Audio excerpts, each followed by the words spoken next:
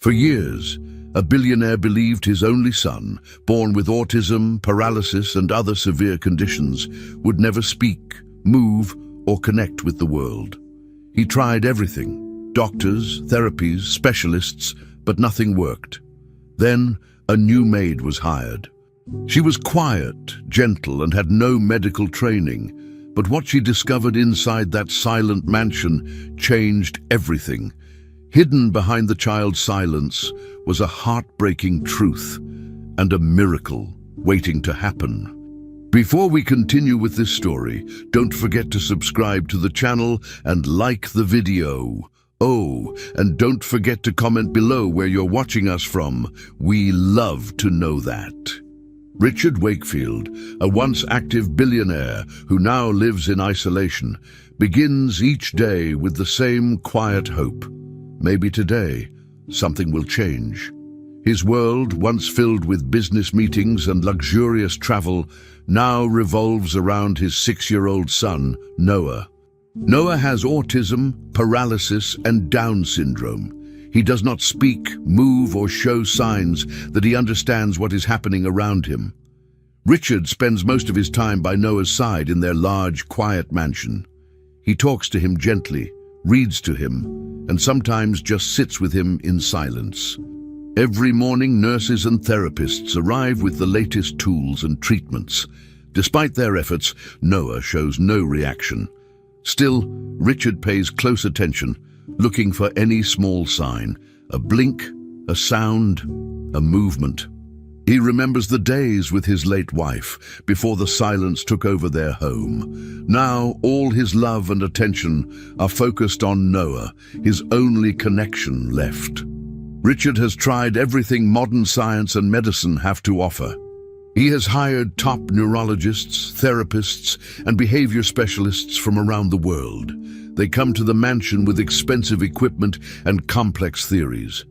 Richard watches each session closely, learning every term and asking detailed questions.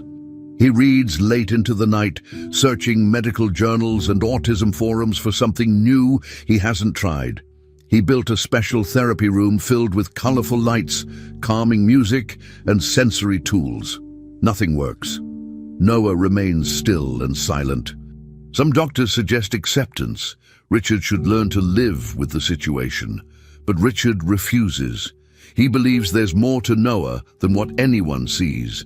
He's convinced his son is aware, trapped inside his body, trying to reach out. He won't give up. Every failed attempt only makes him try harder. Even when others walk away, Richard stays, determined to break through the wall separating him from his son. Each day in the mansion follows a strict routine. Richard wakes early and checks Noah's monitors. He prepares a soft breakfast for him, even though Noah must be fed through a tube. He speaks to him kindly as he adjusts his pillows, dresses him, and moves him to his therapy chair. The staff follows a schedule of activities: movement exercises, speech therapy, visual stimulation, and music sessions. Richard attends each one, sometimes helping, always watching. He takes notes on everything: what music was played, what time a certain therapy started, what Noah wore. He keeps track of even the smallest changes, hoping to find a pattern. The house is always quiet, except for the sounds of machines and the gentle voices of caregivers. Richard rarely leaves.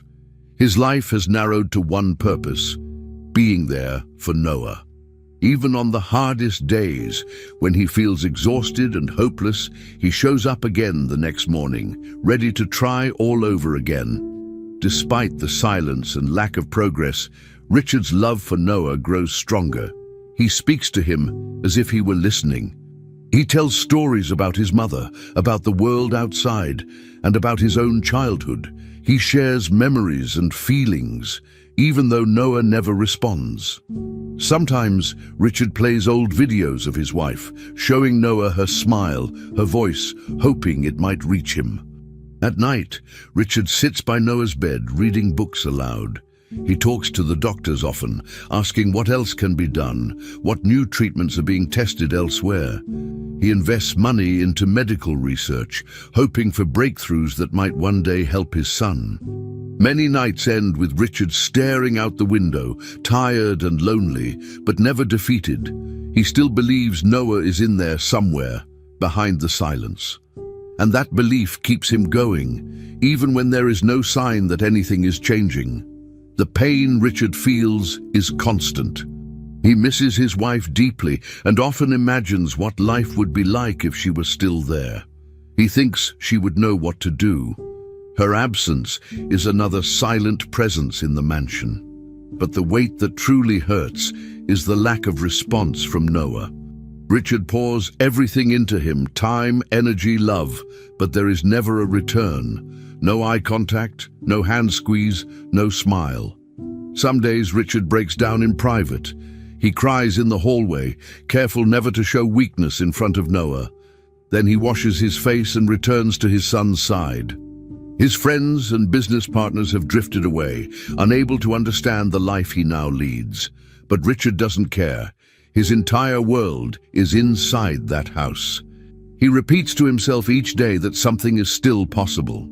He doesn't know when, but he feels sure that one day Noah will give him a sign, no matter how small. And so, the days go on. The house remains still, filled with quiet care and silent hope.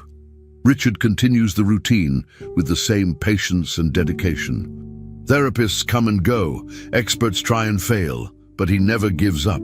He holds Noah's hand, adjusts his blanket, talks to him about what happened that day. Noah never moves, he never speaks, yet Richard stays close, convinced that something inside his son can still hear him. The silence is heavy, but it does not push Richard away. It pulls him closer. He listens carefully, hoping that one day Noah will break through. Until then, he will be there, every day, doing everything he can. The pain of not knowing is strong, but the love is stronger. No matter what anyone says, Richard believes that one day, somehow, he will reach his son, and so he keeps trying without rest, without reward, because he still believes. Julia Bennett arrived at the Wakefield mansion with a small suitcase and a heart still heavy from grief. Not long ago, she had lost her newborn daughter, a tragedy that left her feeling empty and without direction. Trying to rebuild her life, she had accepted a job as a housekeeper in the large, quiet mansion owned by Richard Wakefield. The house was huge, clean and cold.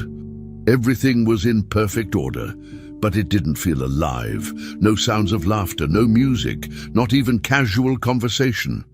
From the moment she stepped inside, Julia felt the sadness in the air. The staff spoke little, moving like shadows through the halls. Richard welcomed her politely but without warmth. He explained the basic rules and told her about Noah, his son. Julia listened carefully and nodded. She didn't ask questions. She only wanted a chance to do something useful, something that gave her days a bit of meaning again. Julia's first days at the mansion were quiet. She cleaned, organized, and followed the routine given to her. The other staff kept to themselves, and Julia didn't try to get too close. She noticed how everything had a specific place, and any change, even small, seemed unwelcome. The house ran like a machine, but it lacked heart. She was told about Noah, 6 years old, unable to speak or move, and rarely showed any signs of awareness. The nurses and therapists cared for him carefully, but always in a clinical way. Julia didn't try to join them. She just watched. One afternoon, while wiping dust from the bookshelves, she saw Noah for the first time.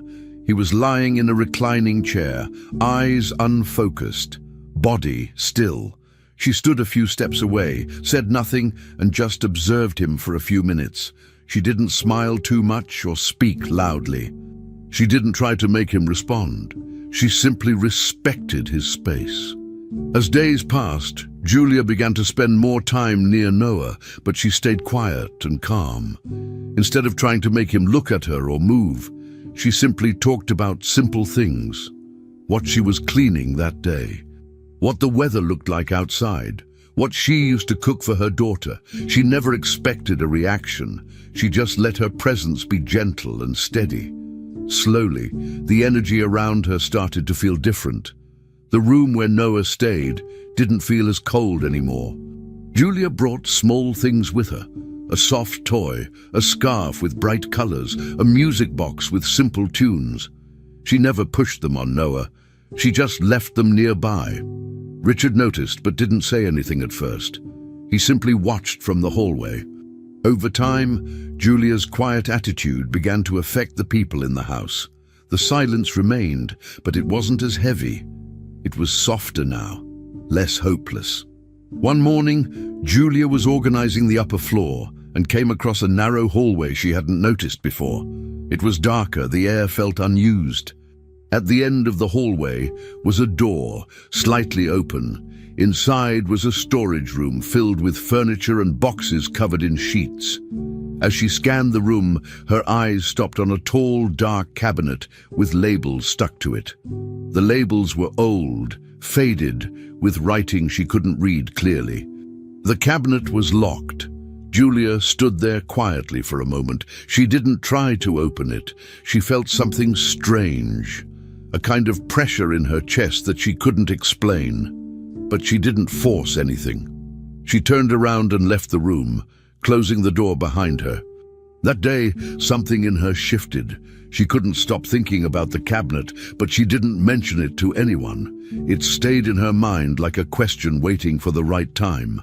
In the following days, small changes began to appear around Noah. They were subtle at first. One day, Julia saw his fingers twitch slightly when she placed a soft cloth in his hand. Another time, he blinked twice while she played a gentle song from her music box. Julia didn't react with excitement.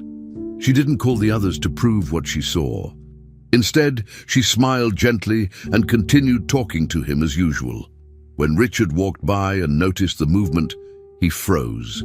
He didn't say anything, but his eyes filled with something close to hope. Julia continued her calm, patient approach.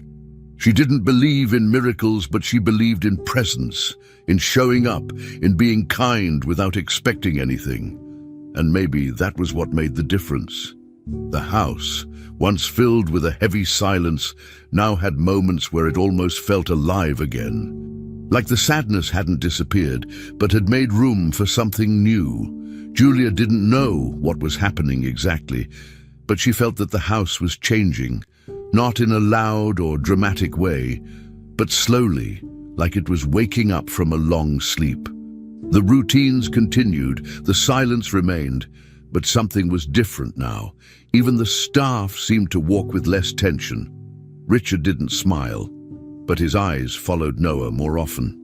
Julia noticed these things and kept doing her work. She still passed by that forgotten hallway sometimes, still remembered the cabinet, but didn't return to it. Her focus stayed on Noah. Each small gesture he made gave her a reason to keep going. Each tiny sign told her that maybe he wasn't as far away as everyone thought. Maybe he just needed time. And calm, and someone who wasn't trying to fix him, just be there. Whatever it was, something inside the house, inside Noah, had started to shift. Something now breathed differently. Over time, Julia began to notice things no one else did. She didn't go looking for signs of improvement in Noah, she simply paid attention. While others focused on charts, scans, and scheduled routines, Julia saw the small things. A quick movement of his eyes when the curtains swayed. A slight twitch in his fingers when someone dropped a metal spoon nearby. A tiny shift in his posture when the sun came through the window and landed on his legs. These weren't big changes, but to Julia, they mattered. She didn't rush to report them. She didn't want Noah to become a checklist of reactions. She just observed quietly and adjusted how she behaved around him. Some fabrics seemed to bother him. Certain sounds made him blink more. She took mental notes, choosing clothes with softer textures and avoiding loud noises when nearby. With each day, Her bond with Noah grew, not through words, but through quiet understanding. Julia began to understand something the therapists had missed. Noah reacted better when no one expected anything from him. The high-tech machines, flashing lights, and clinical voices never seemed to reach him. But when things were calm, when the house was just living its daily life, that's when he seemed most present. Julia made small changes in his routine. She opened the windows during the day to let in fresh air. She played soft, natural sounds from outside instead of recorded music. She moved slowly and kept her voice low. She even started bringing Noah to different parts of the house, places the staff never used for therapy. One of his favorite spots became the old back porch, where he could sit and feel the breeze. There, without pressure or expectations, he blinked more often, moved his fingers, and once even turned his head slightly toward the garden. Julia didn't cheer or call for anyone. She just sat beside him. Their bond grew stronger each day, not because of progress measured by medical standards, but because of the connection that formed in silence. Julia spent more and more time near Noah, not trying to teach or cure, but simply to be with him. Sometimes she would fold clothes next to his chair, other times she would hum lightly while cleaning. He never answered with words, but his body was no longer completely still. His eyes sometimes followed her as she moved around the room. When she placed a small object in his hand, he gripped it for a second longer than before. It was enough to tell her that something inside him was aware, not trapped, not gone, just quiet. Julia began to understand that her role wasn't to fix him. It was to create a space where he felt safe. A space without pressure. A space where his silence was not a problem, but part of how he existed. One afternoon, while handling the laundry, something unexpected happened. Julia was sorting clothes in the laundry room, checking pockets, closing zippers, and separating whites from colors. Noah was sitting nearby in his special chair, his body resting as usual. The washing machine was already running, making its usual spinning sound. Julia, distracted, accidentally dropped a sock and bent down quickly to grab it. When she came back up, she made a silly face toward Noah without thinking, something she used to do with her daughter during chores. To her surprise, Noah let out a short, soft laugh. Julia froze for a second, not sure she had heard it right. But when she looked at him, his mouth was open, and a smile was forming. It wasn't forced or random, it was real. She didn't shout or cry. She just smiled back. Then she sat beside him, kept folding laundry, and continued talking to him in the same soft tone. Later that same day, after putting away most of the clothes, Julia picked up a towel from the basket. As she folded it carefully, a small label slipped out from one of the corners. It was handwritten, a bit faded, but still clear. It read the name of a clinic she didn't recognize. Julia paused, holding the towel in midair. Her brow furrowed as she stared at the label. The name didn't match any of the therapy centers or hospitals she had heard Richard mention. It looked old. Maybe it was from a time before she came to the mansion. Her mind began to wander. Was this clinic connected to Noah's early treatment? Was there something Richard never talked about? She didn't know, and she didn't want to make guesses. She folded the towel and placed it aside, keeping the label in her pocket just in case. Something about it didn't sit right, but she chose not to worry for now. As Julia finished tidying up, she heard a soft sound behind her. When she turned, Noah was approaching slowly in his wheelchair, being guided by a nurse. But what caught Julia's attention was his face. He was looking directly at her. His eyes were focused, not just staring into space like before. She stopped what she was doing and crouched down to meet his eye level. She smiled, and he gave another soft smile in return, smaller than before, but just as real. Julia felt something shift in that moment. Something inside Noah was starting to come forward, little by little. Not because of machines or therapy schedules or medical charts, but because someone had simply stayed by his side, noticed him, and treated him with patience. Julia smiled wider, stood up, and welcomed him into the room like it was the most normal thing in the world. She didn't mention the label again. Her focus was all on him now. It was a regular afternoon, just like many others before it. The sun was still high, casting light through the laundry room window. Julia stood by the table, folding freshly dried clothes, sorting towels into piles. She moved with calm, not in a rush. Noah was nearby, sitting in his wheelchair, facing her. Over the past few weeks, he had started showing more interest in simple things, and lately he had enjoyed being in the laundry room with her. Julia had started letting him touch the soft clothes once they were dry. Sometimes he rubbed the fabric between his fingers or looked at how it folded. She didn't ask for more than that. Today he seemed more alert. His eyes followed her movements. She picked up a colorful shirt, shook it out, and smiled at him. "You like this one?" she asked. Noah didn't answer, but his eyes stayed on the shirt. That was enough for Julia. As she kept folding, she started chatting casually. Her tone was light, almost playful. "I wonder," she said with a small smile, "would you even fit inside this washing machine?" She pointed at the open machine door, half joking, not expecting anything. To her surprise, Noah grinned. It wasn't a big smile, but it was clear. His eyes lit up slightly, and then in a sudden burst of energy, he leaned forward. With careful, slow movements, he shifted in his wheelchair until he was close to the machine. Then, very gently, he placed his head against the open door of the washing machine. He didn't speak, but he laughed. A soft, breathy laugh that Julia had only heard once before.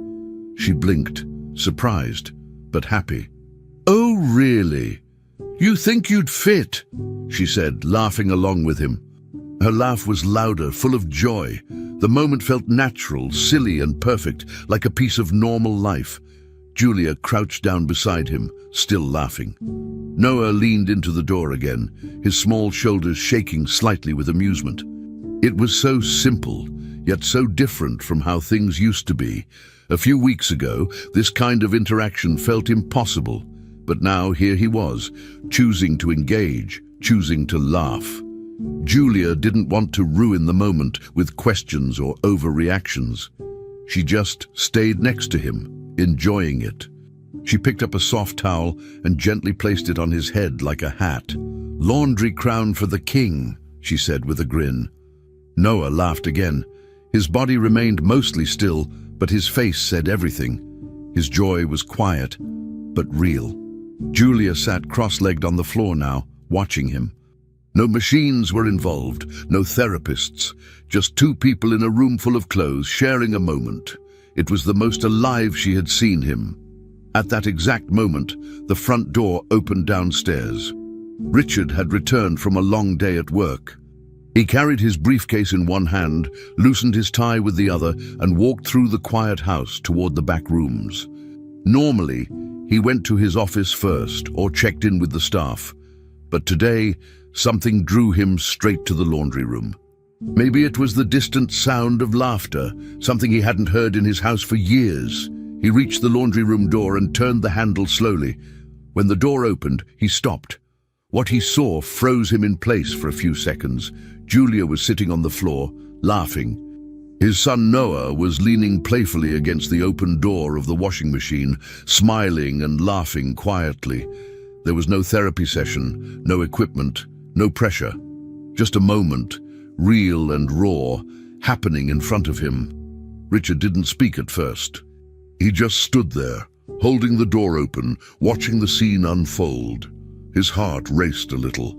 He had spent years trying to reach Noah, using every medical tool and expert available. And now, here was his son laughing, genuinely. Not because someone told him to, not in response to a test, but because he was enjoying himself. Julia looked up and saw Richard standing there. Her smile faded for a second, unsure of what he might say. But then she saw his face. His eyes weren't angry or confused. They were wide with shock, but soft with emotion. He looked at Noah, then at her, and stepped into the room slowly. Laughing? Richard asked, voice low, almost afraid to disturb the moment. Julia nodded gently. Yes, she said. He is. And with that, the silence returned, but not an empty silence. It was a silence filled with feeling. For the first time, Richard walked over and crouched next to his son. He looked at Noah, who still had a smile on his face, eyes full of light. It wasn't the same boy Richard had come home to every day. Something had shifted. Richard reached out, gently touching Noah's arm. "Hi, buddy," he said quietly. Noah didn't speak, but he didn't turn away either. That was new. Julia stood up and gave them space. She didn't want to interrupt what was happening. Richard stayed beside his son, still processing what he had seen. He looked around the room, just clothes, a washing machine, and a woman who had chosen to be kind without expecting anything in return. It wasn't a dramatic change, but it was unforgettable. That image, his son smiling beside a washing machine, was now locked in his mind. He would remember it forever. It was the first time he had seen Noah truly happy. After that light and unexpected moment in the laundry room, something began to change in Noah. It wasn't immediate or dramatic, but noticeable to those who paid attention, especially Julia. Over the next few days, Noah seemed more awake, more connected to his surroundings. He followed movement with his eyes more often. His fingers moved slightly when textures brushed against his skin. Sometimes he would make soft sounds. Nothing clear, just breathy tones, but sounds that had not been there before. Julia didn't push him. She kept things the same, folding clothes, talking gently, moving at a calm pace. Richard, now more observant than ever, started joining them in these moments. He didn't bring doctors or machines. He just sat with them, watching, listening, trying to understand what had shifted. There was no big announcement, no celebration, just small moments where Noah responded. Julia knew these signs were important, but also delicate. She treated each one with quiet respect, never rushing progress.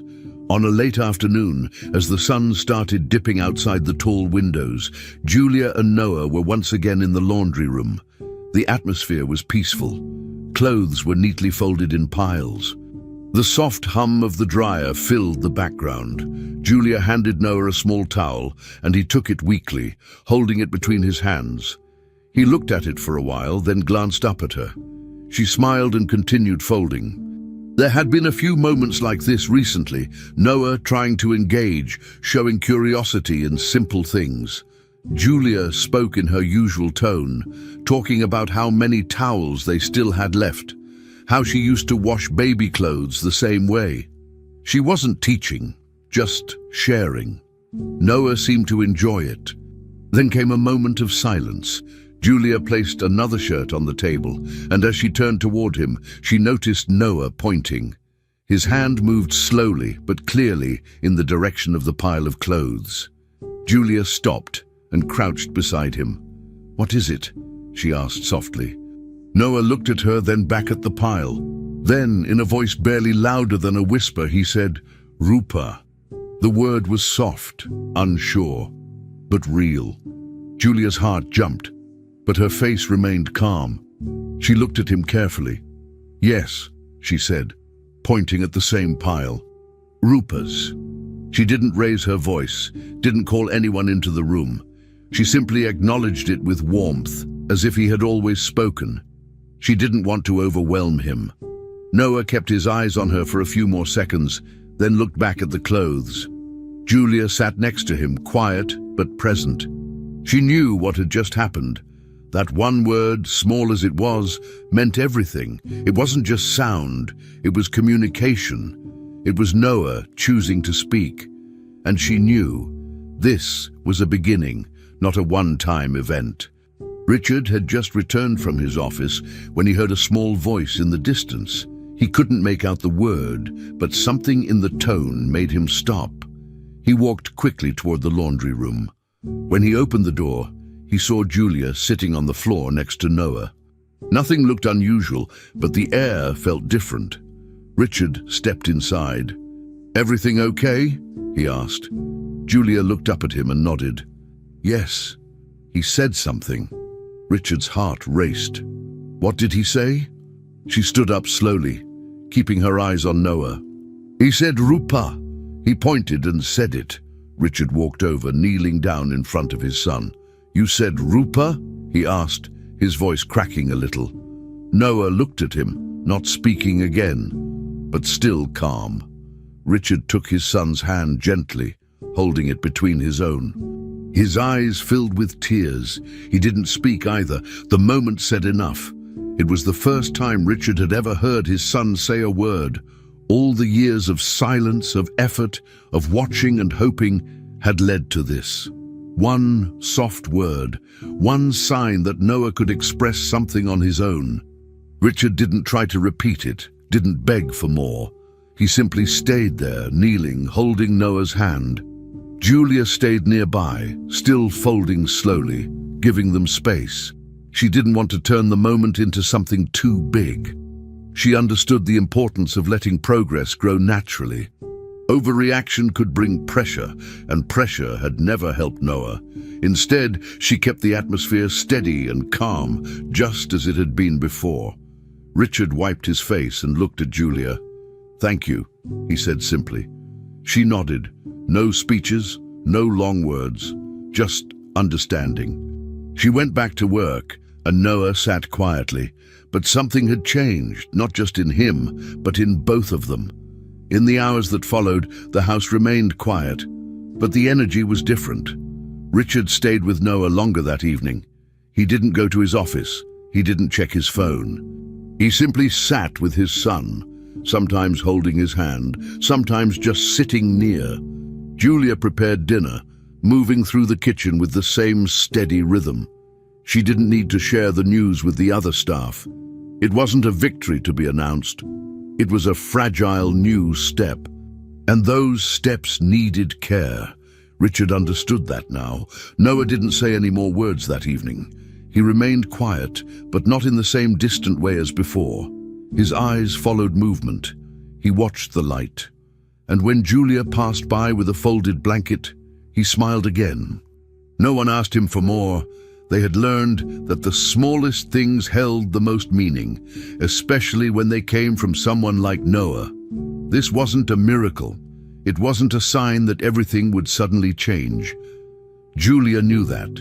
Richard knew it too, but still the moment was unforgettable. One word, spoken softly, had opened a door that had always seemed locked.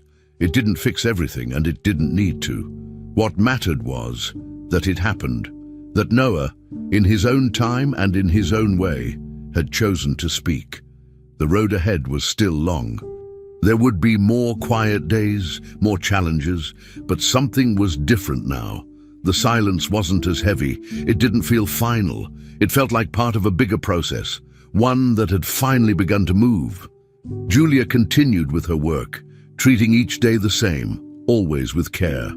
Richard, for the first time in years, felt real hope, and in the middle of it all was Noah, still quiet, still slow, but no longer unreachable. He had spoken, and that changed everything. While cleaning the office one morning, Julia was organizing papers, wiping down shelves and checking drawers for old items that could be discarded. The room was rarely used now. Richard mostly worked in his bedroom or stayed with Noah, and the space had become more like a storage room than an office. As she moved around the desk, dusting carefully, she noticed a drawer that didn't open. She pulled it gently a few times, then saw a small keyhole hidden near the handle.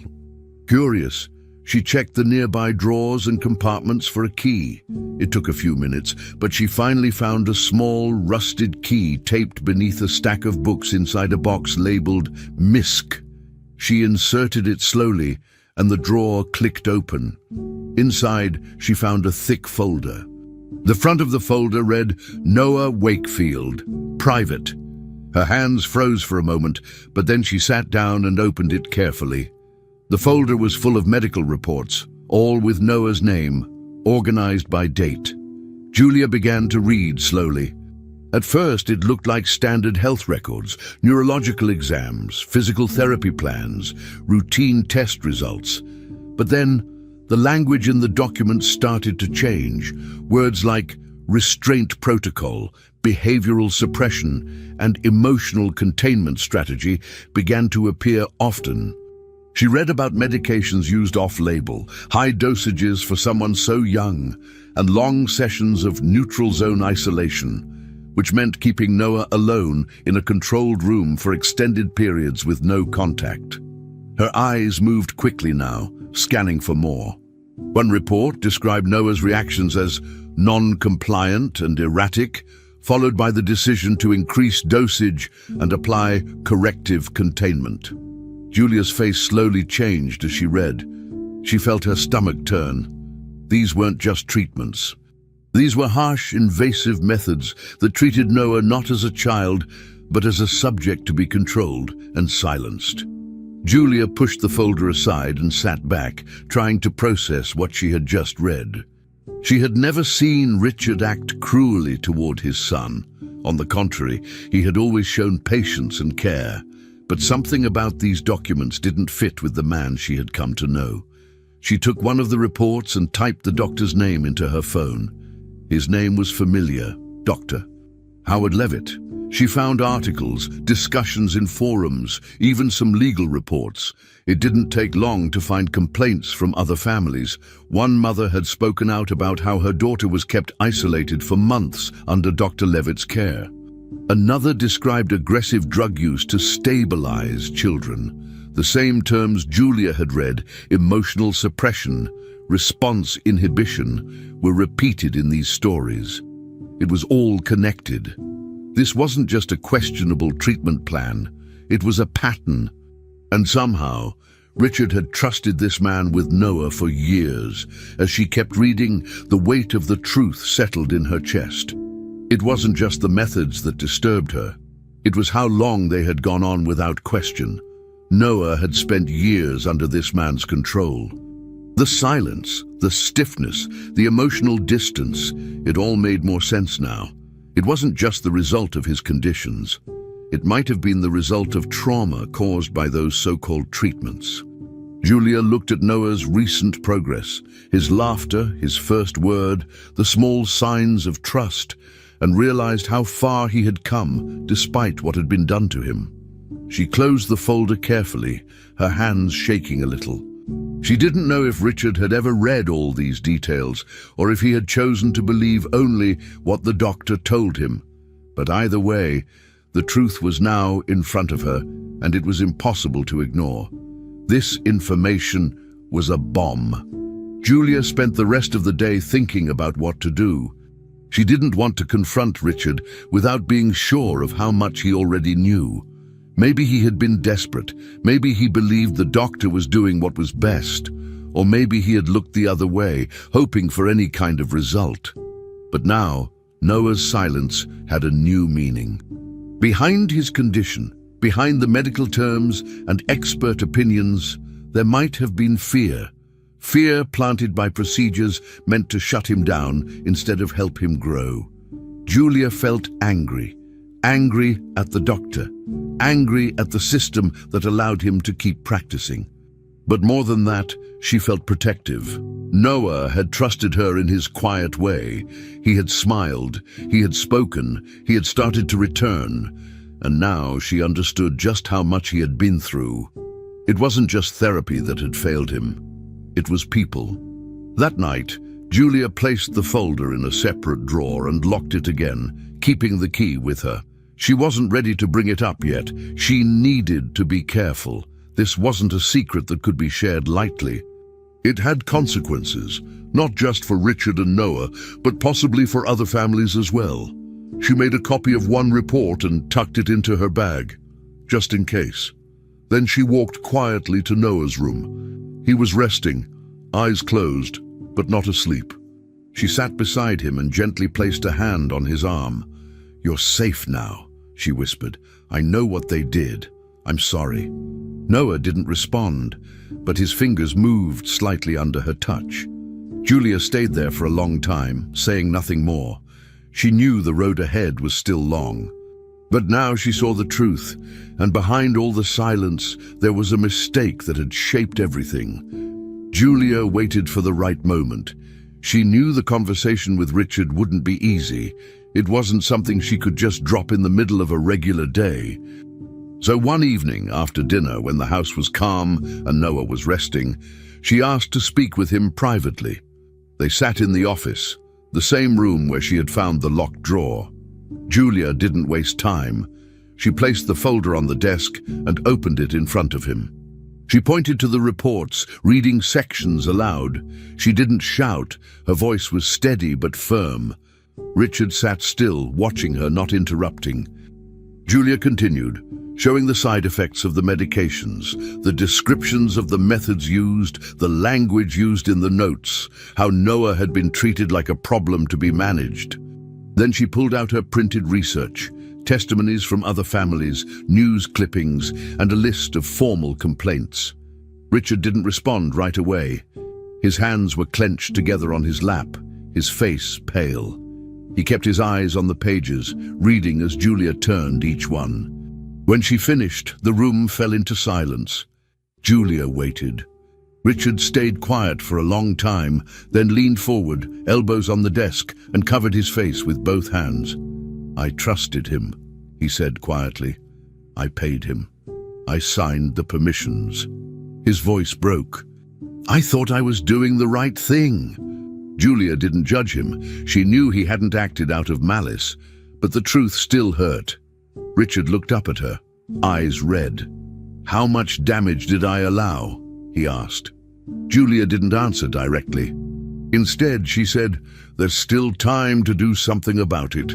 That's when Richard made his decision. He didn't retreat into guilt or shame. He stood up, wiped his face, and said, "Let's fix this together." Richard went through the remaining files, collecting every document tied to the neurologist. Julia organized the papers, labeling and sorting everything. They reached out to lawyers who had worked on medical abuse cases. Richard used his resources to get quick meetings. They contacted families mentioned in the forums Julia had found. Some were afraid to talk, others were angry and ready. Julia handled the communication, speaking gently and clearly. Richard offered support and promised discretion. They also got in touch with a local journalist known for investigating healthcare scandals. After a week, they had a growing pile of evidence, reports, personal stories, even old video recordings from the clinic.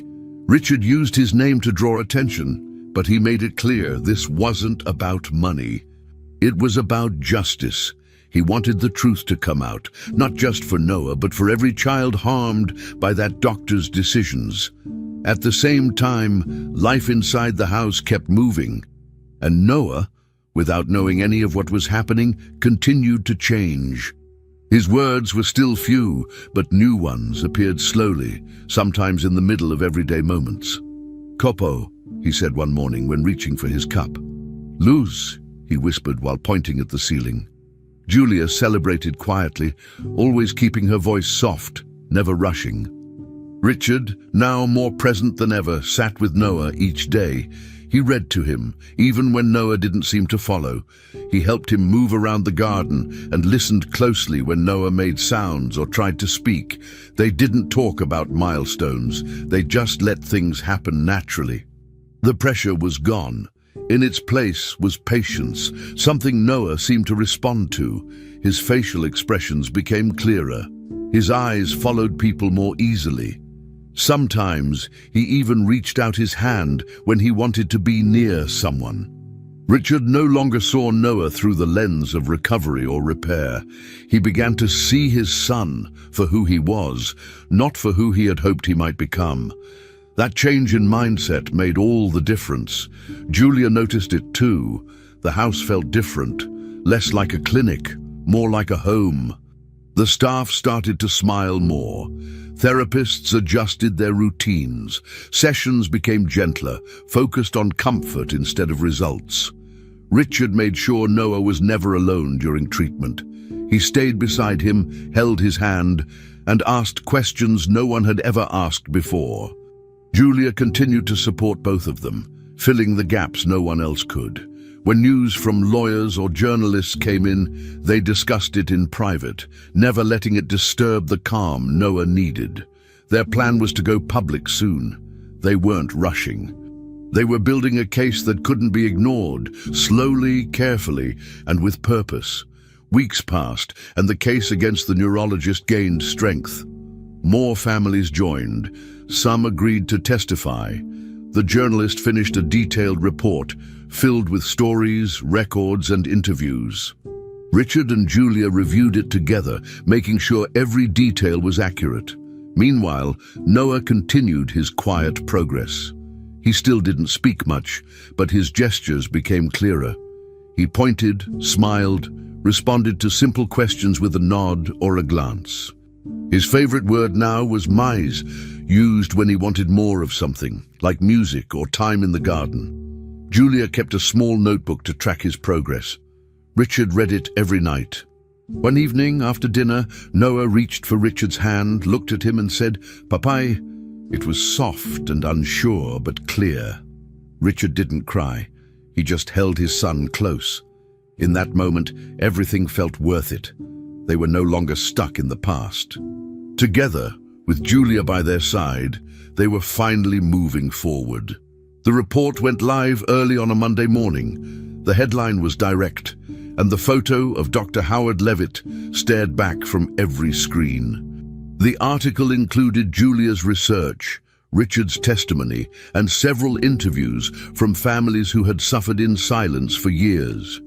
The journalist had done a thorough job, detailing the techniques used, the lack of oversight, the emotional damage left behind. Within hours, other media outlets picked it up. Radio stations, online forums, even television channels started covering the case. Interviews followed. Julia was hesitant to speak at first, but she did it. Not for recognition, but for the children who couldn't speak for themselves. Richard stood beside her in every appearance. His name added weight to the story, but his calm honesty gave it strength. They spoke about Noah, about the years lost, about what blind trust in authority can cost. More families began contacting them, their inboxes filled with letters and stories. Some of the stories were nearly identical to Noah's. Children treated like projects, experiments, or data points. Other parents described guilt similar to what Richard had felt. The same doctor, the same clinic, a pattern impossible to deny. With the public attention building, legal pressure increased. Medical boards were forced to respond. Within 2 weeks, Dr. Levitt's medical license was suspended pending a full investigation. News stations filmed the moment outside the clinic. A crowd had gathered. Some were quiet. Others held signs. Richard and Julia didn't attend that day. They stayed home with Noah where it mattered most. But they watched from the living room, sitting on the couch as the screen showed the clinic door being locked. It wasn't celebration. It was justice starting to take shape. They knew there was more to do. Lawsuits would come. Some families would need long-term support, but the silence had been broken. What was once hidden was now impossible to ignore. Inside the mansion, life changed. The rooms felt different, not just from decoration or sound, but from how people moved and interacted. Doors stayed open. Light filled the spaces that used to feel cold and closed off. Staff smiled more often. There was no longer a strict schedule hanging over everything. Julia continued working, not as just the housekeeper anymore, but as someone truly involved in the daily life of the family.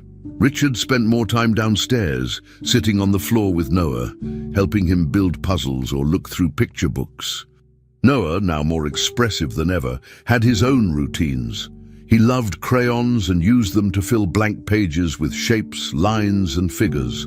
Sometimes messy, sometimes neat. One day, he spent almost an hour carefully choosing colors and drawing without help. Julia watched quietly from across the room, letting him work at his own pace. The house that once echoed with silence now carried signs of growth. Noah laughed more now. He pointed at things he wanted. He said short words when he felt ready. Agua, mais, mau. He didn't always pronounce them perfectly, but no one cared. Progress wasn't measured in perfection. It was measured in freedom. Freedom to express, to choose, to be seen. Julia kept a small notebook of his new words and gestures. Richard added to it too. Noah had even started using his own way of showing feelings, hugging more often, sitting close when he wanted company, or placing his hand on someone's arm when he wanted them to stay. There were still challenges. Some days were harder, but the difference was clear. Everyone in the house now moved with care, not fear.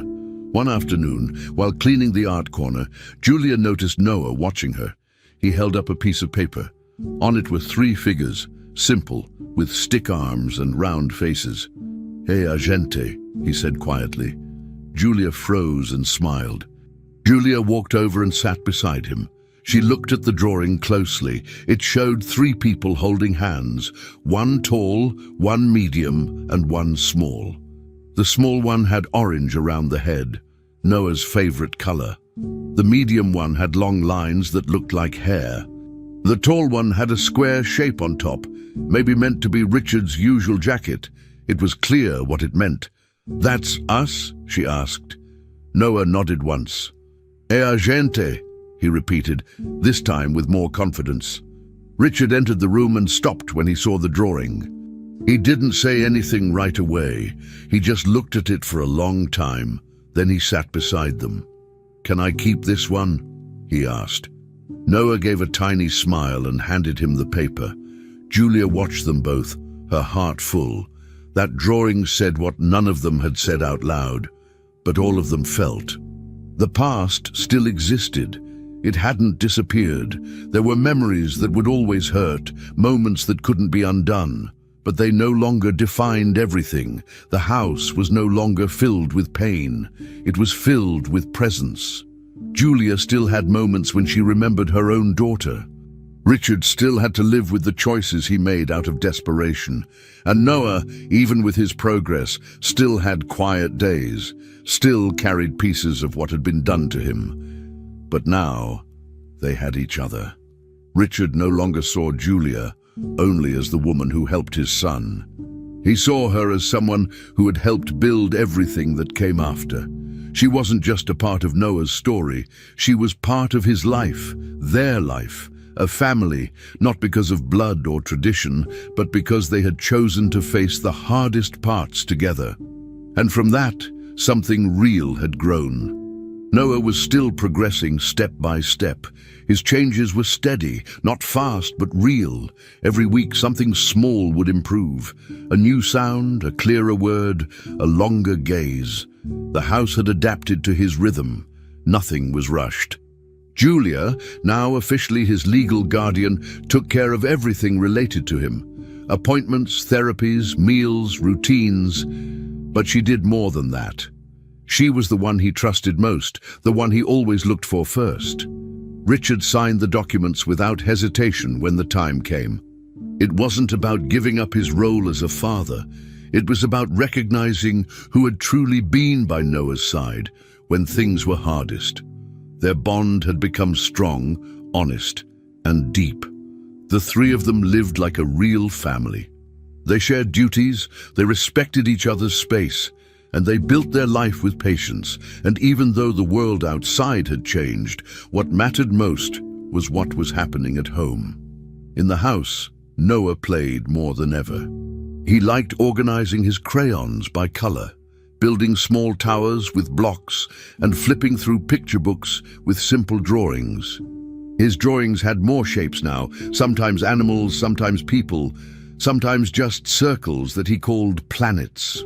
He didn't always talk, but when he did, the words were clear. Agua, abrazo, papai, bola. Each word meant something.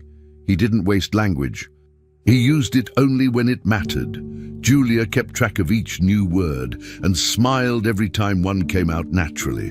One afternoon, as they sat together on the floor with a pile of papers and toys, Noah looked at her, touched her hand, and said, "Ma." It was calm, like he'd always called her that. Julia didn't say anything back at first. She held her reaction, nodded, and smiled through teary eyes. She didn't want to scare the moment away. Later, alone in the hallway, she let the tears fall. Richard had changed too. He wasn't the distant man he once was. Now, he learned from Noah every day. He studied his son's reactions, asked Julia questions, and paid attention to the little details. He knew what snacks Noah preferred, which shirts he didn't like, and how long he would stay focused before needing a break. He stopped treating Noah's growth like a problem to solve and began treating it like something to enjoy. Richard also gave Julia more space to lead, never stepping over her decisions, always including her. Their partnership worked because there was no pride involved, just respect. The legal case was behind them now. The neurologist had been officially removed from practice, and several families were working on settlements. But the real victory was not in the courtroom. It was in the daily routine, the quiet, caring moments of normal life. Breakfasts without stress, afternoons of play, evenings spent in soft conversation. That was where the miracle was happening. One late afternoon, after a calm day of activities, something new and unexpected happened. Julia was organizing books in the living room, dusting off the shelves and setting aside older volumes. Noah had been flipping through books earlier that day and had left a few lying around. She didn't think much of it. He often liked handling books, even if he didn't read them fully. But as she picked up one of the older hardcovers and opened it to check for damage, Noah appeared beside her. He was holding an envelope in both hands. The paper was yellowed and soft from time. "Tava no livro," he said simply. His fingers clutched the envelope carefully. Julia turned to him, curious. "Where did you find it?" she asked. He pointed to a book left open on the couch. She took the envelope slowly and noticed the handwriting on the front. It was neat and delicate. Richard had just walked into the room and froze when he saw it. Richard stepped closer, his eyes fixed on the envelope. He didn't need time to recognize it. "That's her handwriting," he said quietly, almost to himself. His voice was shaky. "It's from Emily." Emily, Noah's mother, had died years ago, and nothing new from her had appeared in a long time. Richard stared at the letter, almost afraid to touch it. But Noah held it out again, this time toward Julia. "Lay," he said. His voice was soft but firm. Julia looked at both of them. She didn't rush. She walked to the couch, sat down, and waited until Richard and Noah joined her. She opened the envelope slowly. Inside was a folded piece of paper, aged but still intact. She unfolded it gently, her hands careful not to tear it. Richard sat beside her, silent, and Noah leaned against her arm. The room was completely still. Then, without drama, without fanfare, Julia began to read. The letter was written in simple words. Emily spoke about love, about hope, and about her fears for Noah's future. She talked about the kind of support she wished he would receive, the kind of patience she hoped someone would give him if she couldn't be there. She mentioned Richard too, telling him not to lose himself in guilt and not to close off his heart. Most of all, she asked that whoever found the letter one day would remind Noah that he was never alone, that he was deeply loved, even before he could understand it. Julia's voice was steady, even when her eyes watered. Richard sat with his hands clasped, his head down. Noah leaned closer, listening, not saying a word. The letter wasn't long, but it said enough. When Julia finished reading, she folded it again and placed it in Noah's lap. No one spoke for a while. They didn't need to. The silence was full of meaning. With trembling hands, Julia unfolded the letter in front of Noah and Richard. The room was quiet. The only sound was the gentle movement of the paper as she opened it. Noah sat beside her, watching closely, and Richard leaned forward, elbows on his knees, eyes fixed on the letter. Julia took a deep breath and began to read. The words were soft and steady, like a voice from the past that hadn't faded. The handwriting was careful, almost like someone had written it slowly, trying to choose the right words. Emily's message wasn't filled with medical concerns or instructions. It was filled with feeling. She spoke of love, of trust, and of intuition. She didn't describe her son's condition in medical terms. Instead, she spoke of the importance of presence. She warned against cold logic, harsh solutions, and people who claimed to know everything. She asked that Noah be protected, not just in body, but in spirit. As Julia continued reading, her voice grew slightly softer. Emily's letter was full of honesty and care. She wrote about the kind of life she hoped her son would have, not surrounded by experts and evaluations, but by people who truly saw him. She didn't beg for help or pity. She simply asked that Noah be raised in love, shielded from the weight of expectations. "Let him be who he is," the letter said, "not who others want him to be." Richard sat back in his chair, eyes filled with emotion.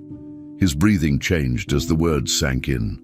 He realized he had done the opposite for many years. He had handed Noah over to people who only saw a list of symptoms. He had ignored the warning, not out of cruelty, but out of desperation.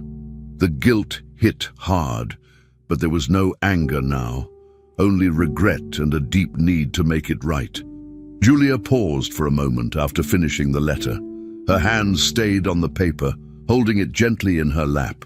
She looked down, feeling the weight of the message. It didn't feel like just words on paper. It felt like a voice that had always been there, guiding from the background.